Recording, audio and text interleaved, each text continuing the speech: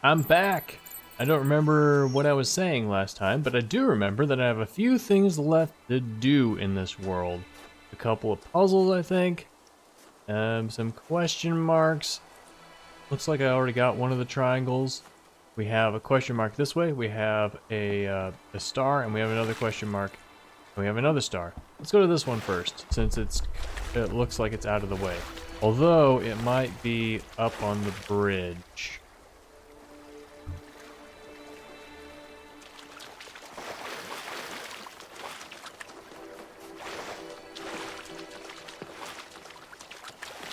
Nope. Nope, there it is. Oh yeah, it's the Sphinx. Some kind of a puzzle that I don't understand. We will do our best to solve it. Right here, there is a connector underneath there. Where can it see puzzles? Right here, I think. We found any green lasers in this world? Some red. I don't think we've found any green lasers in this world. Oh, hey, look.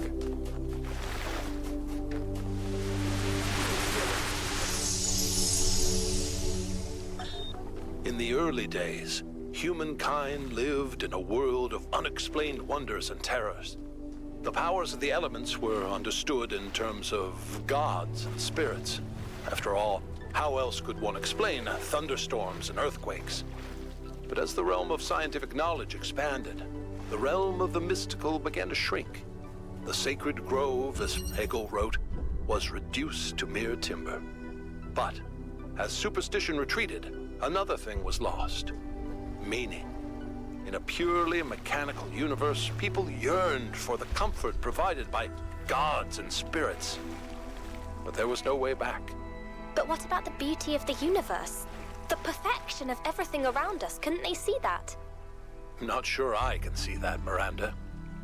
But I do think there was another way, a way forward instead of back. Faith not in an invisible world, but in ourselves, in each other, in the inherent value of consciousness and civilization. They never really found it, but I think that in those last months when their whole species was dying, they caught a glimpse of it. And that's how your mother was born. Oh, that's beautiful. I mean, I can attest to that kind of, like, as somebody who grew up religious and then studied physics in college and then studied it more in graduate school, and now I understand the mechanics of how the universe works, basically.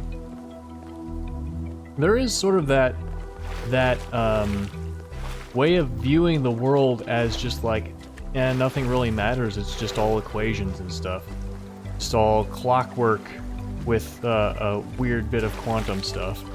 And believe me, quantum physics, if you understand it, is no different, like is not more mysterious or mystical or anything like that than classical physics.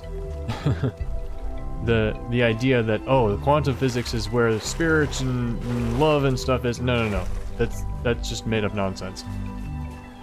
But also, after that, I've continued to grow in my journey as a person, and I have rediscovered a universe full of meaning and beauty and mystery. Just by realizing that physics, material reality, is not the only way to look at it. And that there's beings, people, free will, power, and systems and change. And that, that brings back everything that I love as a religious person with none of the superstition. So yeah, that's my thoughts on that. There's another one right over here. Let us consider the city. What is a city? It is not a gift from the gods, nor the product of nature. What is a man? Unlike a mountain or a river, it is something that must be built through the deliberate arrangements of material by a mind imposing order on the world. And it is built to serve a purpose. To that end, it has roads and fountains and walls. And to the same end, it has laws and leaders. And though each city is built according to a different plan, all cities must serve their purpose, or they will fall and become ruins. Therefore, we may conclude that a city is also a kind of machine, constructed to improve the life of its citizens. Another interesting chapter into the philosophy of Stratton. Minimalism. Yeah, the city, the individual, the biosphere, the environment, you know, all these things can, you know, they all follow the same fundamental pattern types. Not the same patterns, but the same idea is that they have patterns. Oh, cool. Do I need to bring something up here? I have a teleporter.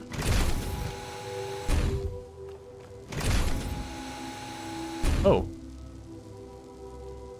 Oh, I could teleport up here. Cool. Let's plop this on there.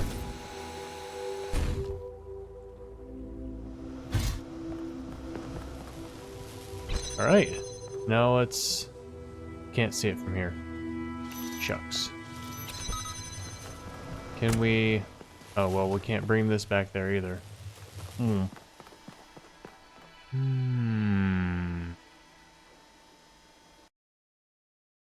Okay, my game crashed.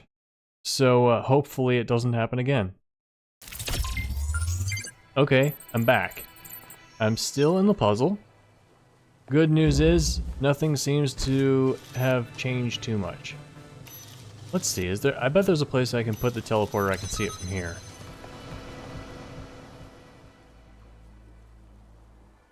Let me jump.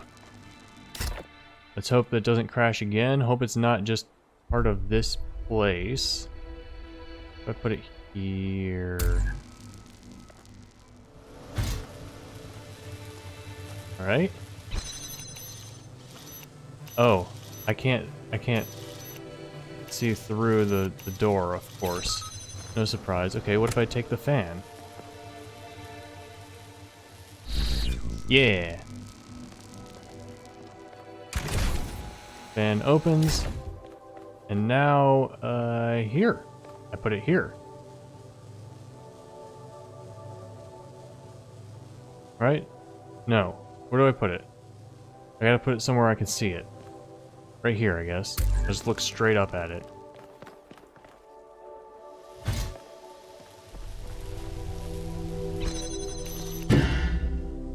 Oh.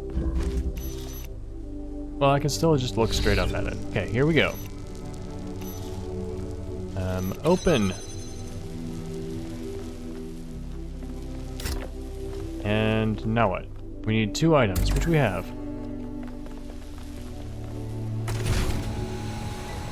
Yeah, because that button doesn't open the door. And now we can drop down here. Is that the end? Like, what is this? Am I gonna soft? Like, I'm just jumping down. What is this? What does this button do? It opens that side? Now that side's closed? Can I see the teleporter, or did I just screw myself? So many soft locks in this level. I gotta put the teleporter somewhere where I can get out.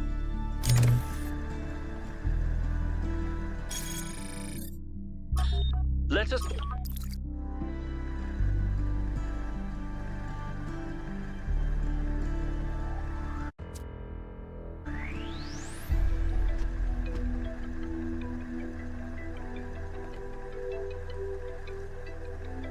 Ah, there we go. I pressed every button on the controller except one before I figured out how to reset. Okay, I realized that I had just left the teleporter right here, which... Whoops. So I did not need to restart. I could just look up here and see it, probably. Where is the source? way over here. No? Where is the source? I didn't even see it. I'm down here. Something's closed. That is closed. There's the source. Dang it!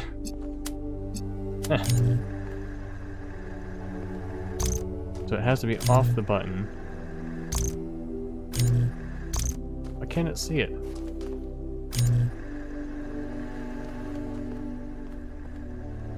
Is there something blocking?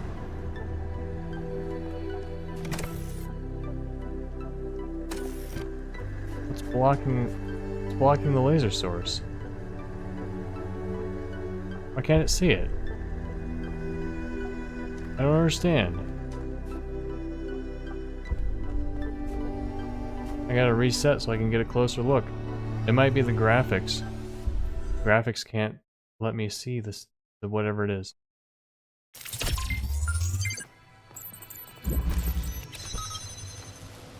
Oh yeah, there is a cage there. Huh.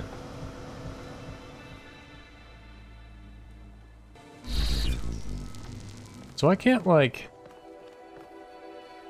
Yeah, I can't jam the gate and make it go down.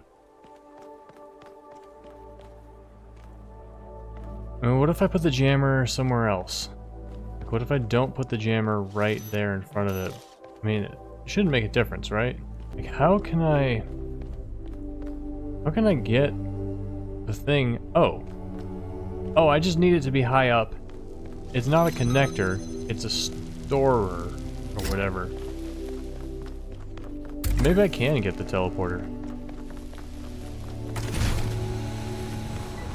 I need to stop restarting and try trying things. Like, I haven't even tried going up here. There we go.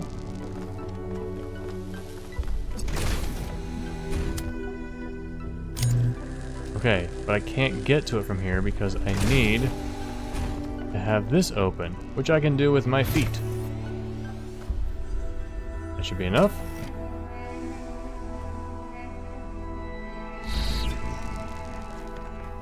Alright, we have power!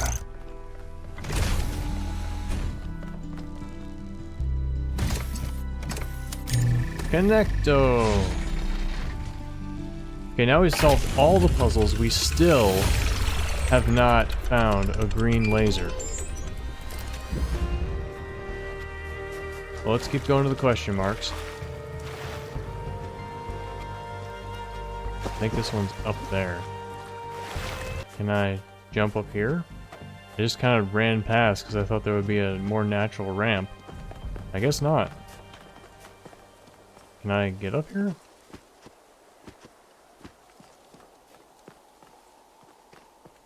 Is this how you're supposed to do it?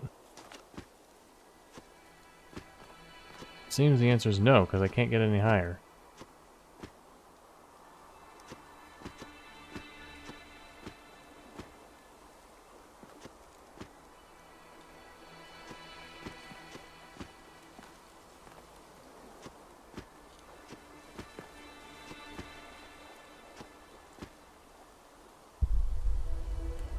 Anybody like freehand rock climbing?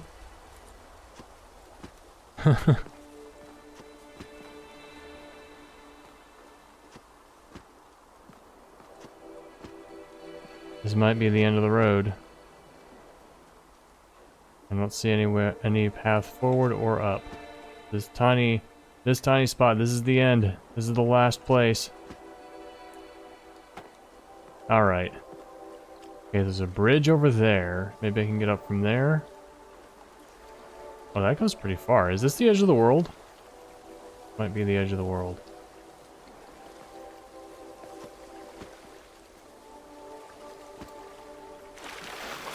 Oh, is there a path up right here? This rock formation was bigger than I thought it was. Okay, here we go.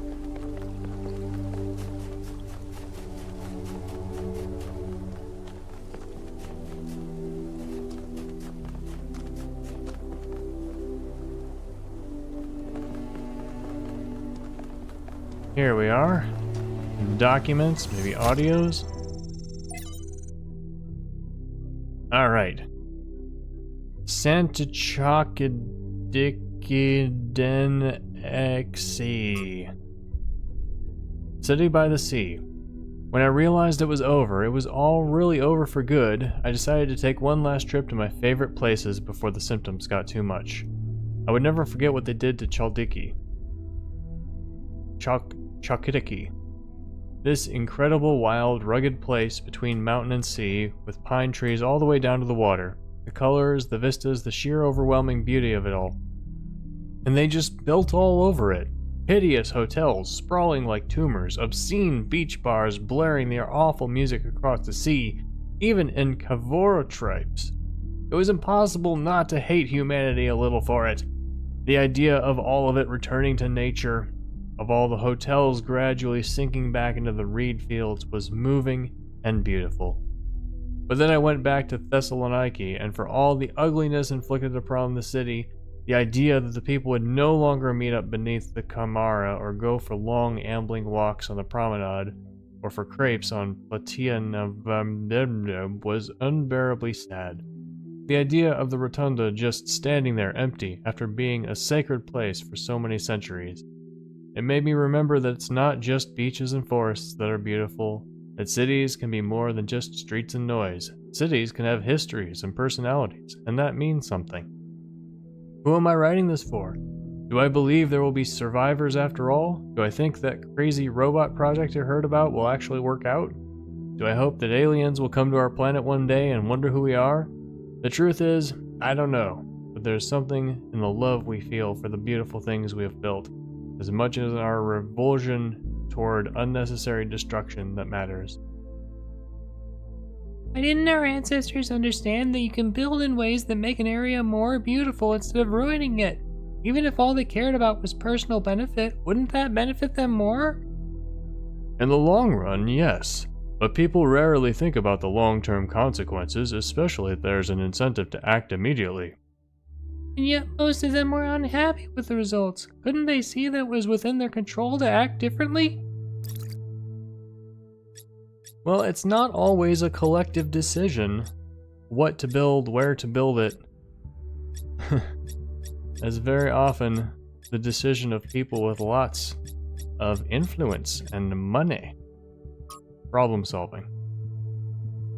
Solving the wrong problem. From LD Armans, can you point me in the direction of a better timeline? Humans are problem solvers is a quote frequently associated with my friend Alexandra Drennan. It's become a meme on the internet, used both ironically and not, though Alexandra, of course, is entirely earnest in her dedication to humanity. It is a great thought and vital to understanding our species, but it's also not entirely as simple as that. Take, for example, the recent extinction of the orangutan and the ensuing conversations about the dangers of unknown pathogens released by human activity. Most of us agree that a problem exists, and significantly, most of us believe that something ought to be done about it. So we've identified the problem, and we have collectively decided to act. So why is nothing happening? That's a serious question. A great deal of effort is expending on raising awareness, but I would like to suggest that sometimes our problem-solving impulses can get stuck on the wrong goals. Awareness is not the issue. We've already convinced people that something needs to change. So if nothing changes, we have to wonder, why is the will of the people not being translated into action? Text is missing from the archive. Alexandra, is also capable of being devastatingly sarcastic, but that's a story for another book. Maybe the problem was they didn't have enough hope. They could see the problem, so they couldn't imagine that one day those problems could be solved. It's easy for people to get so lost in the problems of the present that they think nothing will ever change. They lost hope because the historical circumstances they found themselves in encouraged despair, but that in turn meant the conditions could not change. How do you go against history itself? Well, before I read any more, I'm going to talk about that because society and what we are able to do is also, in Stratton's words, a machine. We have systems. The way that we structure what is able to be done and who has power over what is able to be done is a system. And so the ones who are able to make the decisions, the ones who have power over what happens, are the ones who are very good at doing well in the system. But also, the system itself provides incentives for what happens independently of anybody's will. So for like examples of huge problems, like let's say climate change, it's not simply that the powerful people are choosing not to act, it's that we have things like market forces. If one powerful company decides to make drastic changes for their company, they're going to be outcompeted by all the other companies. And so there's a system in play that incentivizes certain kinds of bad behavior. I mean, it also incentivizes good behavior. I don't want to oversimplify it. But my belief is that it's not merely the awareness of an issue and the will to act, but if we really want to change the world and solve the big problems, we have to focus on changing the systems. So that is my radical soapbox. So yeah. Founding 7. From Hypatia's Journals, Volume 1, The Founding of New Jerusalem. Yemo died today. One moment he was there welding a joint on the upper levels of the tower, and the next he was gone. One careless step, that's all it took. Athena brought him back to the dam, but even Cornelius couldn't help. Yemo is gone. Now there's only 12 of us. I think about Yemo every day. So do I. You did nothing wrong. You weren't even there. I was. Yep, even if you have post-biological immortality, you can still die. Because change is a thing. And wherever there is change, there is mortality. We learned that from Slay the Princess. Recharge. Oh, Melville, I got something for you. This is a design for an improved charging station. Fascinating, but not relevant. What do you mean not relevant? Let's make it, and let's be more efficient in our charging.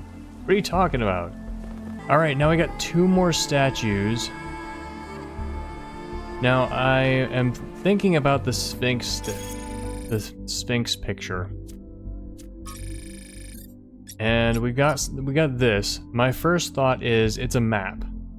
Okay, that's my second thought. My first thought is let's explore the world, see if we find anything that looks like this. My second thought is it's a map, and we have to do something at all of these locations.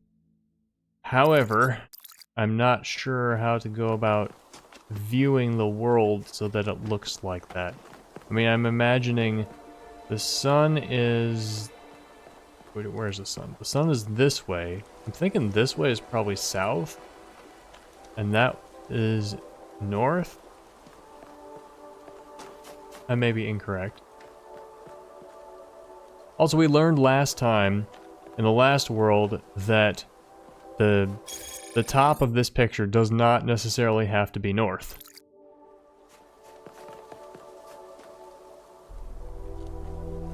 Oh, I'm looking straight south. I know because I have a compass. Ha ha ha. I'm smart. So, that, and also green laser, which has to be visible from over there. Or we have to be able to bounce it through puzzles until it gets over there. That's all the question marks. I guess I'm just gonna run around until I can figure out the statues. Oh, what's over here? Nothing, I can't get there. This is the edge of the world. They have a water trap. Like, see that? Right between the rocks to that ravine over there?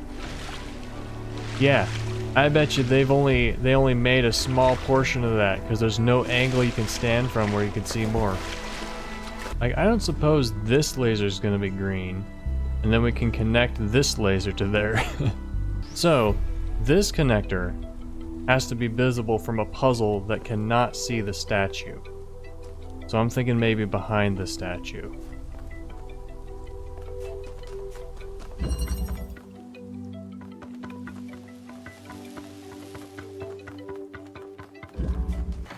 What do you have to say, Melville?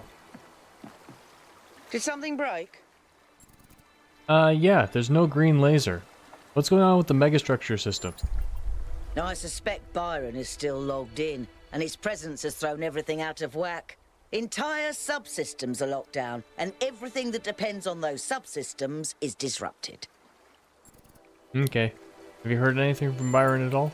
There was a short burst of noise on the frequency we used to communicate, but that could have been anything. What can you tell me about Cornelius? He taught me a lot when I was young. Nowadays, people just know him as the museum curator, but back then, he was closely involved with every engineering project, and he was brilliant. When he encountered a problem, he'd always remain calm and keep working at it until he found a solution. I wish I could be that patient. Why didn't Athena and Cornelius both vanish together? If I had to guess, I'd say so that Cornelius could still go back for anything they needed. He was always leaving on expeditions anyway, looking for materials for his projects. Okay. Oh, maybe the green's in here. No. No, we can't see it from here. Okay. And the options are really limited. I've been going around to every puzzle that can see this, and I have not been able to connect a single connector. Maybe I have to get a connector out or something. And I even wondered if maybe I could drop tools out of these puzzles, but it doesn't look like I'd be able to get down there to pick them up. And there's not even connectors here. Just like drop it over the edge and pick it up later.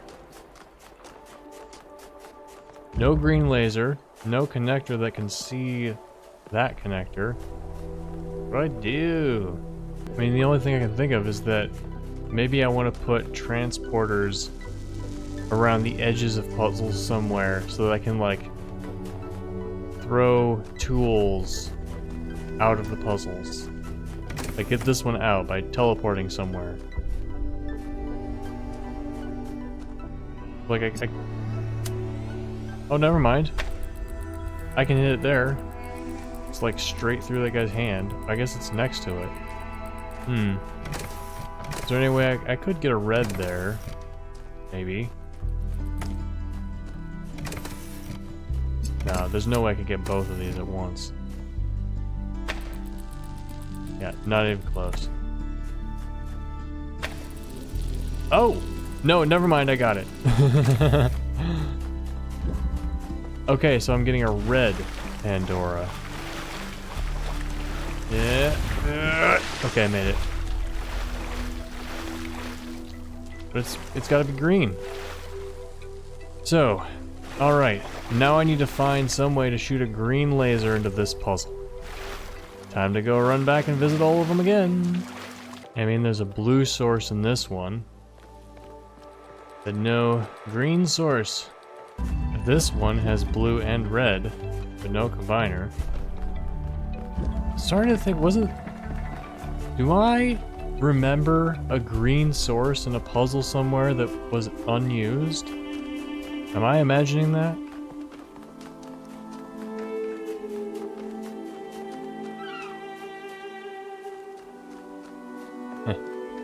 That rock looks like a person.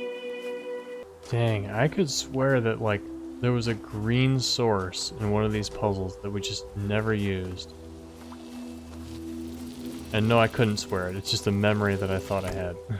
Maybe I'll see it in the editing. Really? Not a single green source in the whole world. Well, there's one thing. I have one idea left. Actually, what's this puzzle? Have I even been here? Nope, there's nothing here. So my one idea is to go back up and go across the bridge. See if we can get across. See if that does anything for us. Didn't they say something about not being able to build the bridge?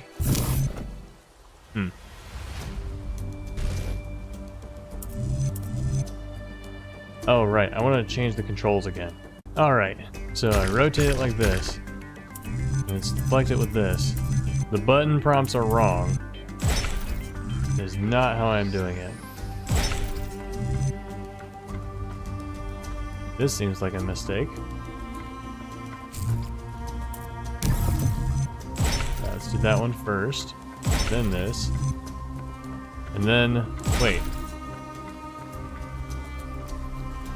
It's not gonna make it. How's that? Oh. Okay, I see.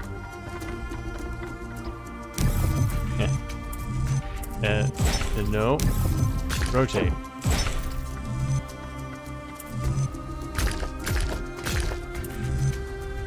Okay, I gotta change the controls because well, selecting is this, rotating is this. Yeah, this would, okay, I gotta change the controls again.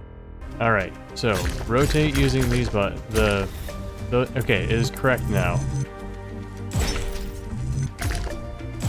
There we go. We're here. There's a third spot too. Maybe we can, oh, it looks like we don't go from there. Alright. So I'm wondering if maybe the Sphinx or the green, we can find that stuff by going here? I don't know. My last idea. My second to last. My last idea is that maybe the green source is in the gold puzzles.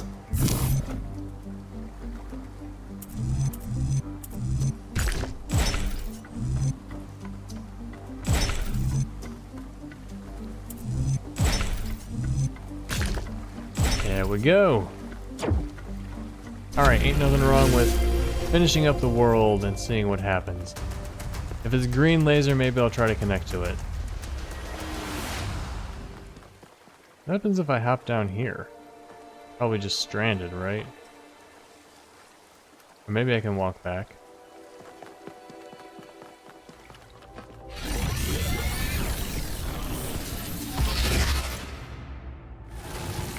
What's up? Welcome back, creature of clay. The forge burns bright, but the sky is troubled with clouds. A mortal has ascended Olympus without the permission of Zeus.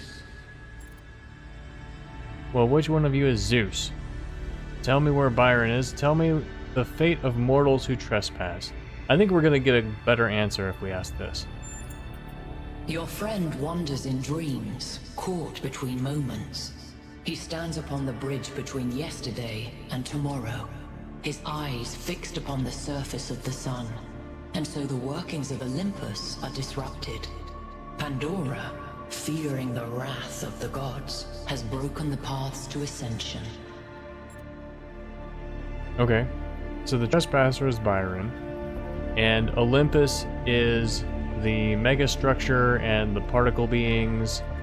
Okay, how can the trespasser be Only freed? Prometheus can help you, for he has always favored humankind over the gods, and would see Olympus pass into your hands. But he is bound in the heart of the mountain. Break his chains, and he will show you the way. Okay. Surprisingly straightforward.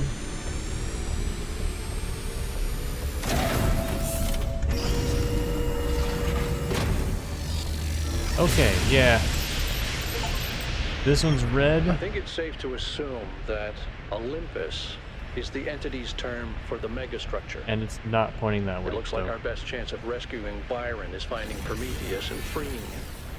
How do you free a weird, glowing ghost thing? Good question. I suspect these entities exist within the megastructure systems, and what we're seeing is just how they manifest to communicate with us. I don't really care what they are. Oh, that's a For good now, theory. let's play along. Alright, so I'm here. Is there anything to find here? Like, can I go up on the wings?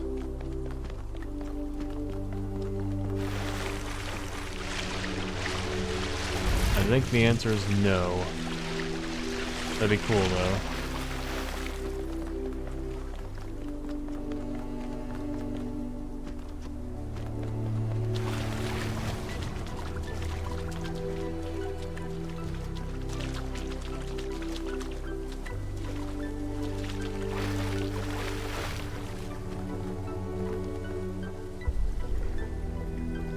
I'm thinking, does the Sphinx puzzle have anything to do with how we place these? I mean, it never has before.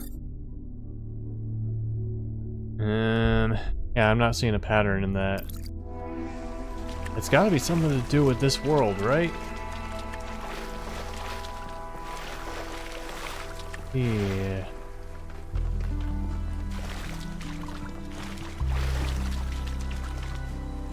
The only thing that I found that's set out semi-grid-like is this puzzle. I wouldn't know how to activate its parts, though. Yeah, I don't know. So I'm gonna edit this video, and if I see a puzzle that has a random green source in it that I never used, I will come back and get the Pandora statue. But yeah, I don't have any idea how to get either of the statues this time, so I think I'll just move on to the next world. And that will be the end of this episode. Thank you all so much for watching. Let me know what you thought in the comments, respectfully. Don't forget to like and subscribe for more Talos Principle 2 and other awesome games. I'll see you next time. Bye!